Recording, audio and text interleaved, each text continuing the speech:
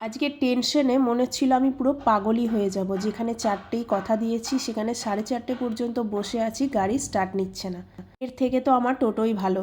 জানো, আমি যে টাইমে কথা দিই আমি সেই টাইমের আগে পৌঁছে যাই, গিয়ে বসে থাকি, সেটা আমার ভালো লাগে। কিন্তু আমি লেট করব এটা আমার একদম পছন্দ না।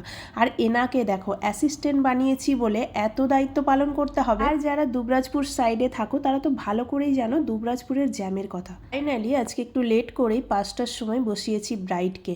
আর বলেই দিল 6:30টার মধ্যে নাকি। যেহেতু একা ছিলাম তাই ভিডিও সেভাবে তেমন কিছু করে উঠতে পারি। গত 6 মাস আগে বৈশাখ মাসের একটা ব্রাইড করতে গেছিলাম আমি সিমজুরিতে। সেই কাজটার পরেই আমার এই বুকিংটা আসে। একবার কাজ করে আসার পর সেখান থেকে সেকেন্ড টাইম ডাক পাওয়া মানে সেটা আমার কাছে অনেক বড় পাওয়া। আর অসংখ্য ধন্যবাদ আর ভালোবাসা জানাবো স্যান্ডিকে। কেমন লাগছে অবশ্যই জানাবে কমেন্ট করে। তো এই যে আজকের ব্রাইডের ফাইনাল ফুল লুক। আর তোমার কেমন লাগলো বলো?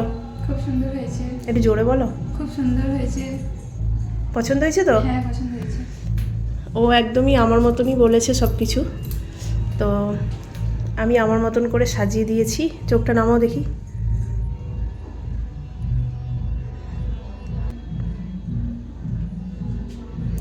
ঠিক আছে।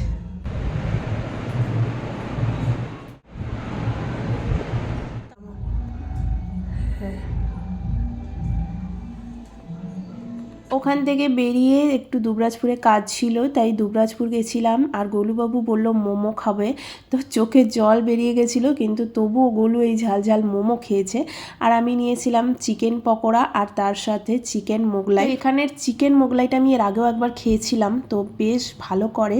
আর তারপরে দেখো গোলুর ঝাল লেগেছে বলে এখানে আইসক্রিম কিনতে এসছে। আর আমি বারবার বারণ করলাম যে ওকে আইসক্রিম কিনে একদমই দিও না, কিন্তু কাকে আর বলবো। এদিকে ছেলে আর ওদিকে ছেলের বাবা দুজন মিলে আমাকে দেখিয়ে দেখিয়ে কেমন আইসক্রিম খাচ্ছে দেখো। আর আমার ঠান্ডা লেগেছে বলে আমাকে আইসক্রিম কিনেই দিল না। কি আর করব, মনের দুঃখে বাড়ি ফিরলাম। এই যে এইভাবে কেউ দেখিয়ে দেখিয়ে খায় বলো তো তোমরাই।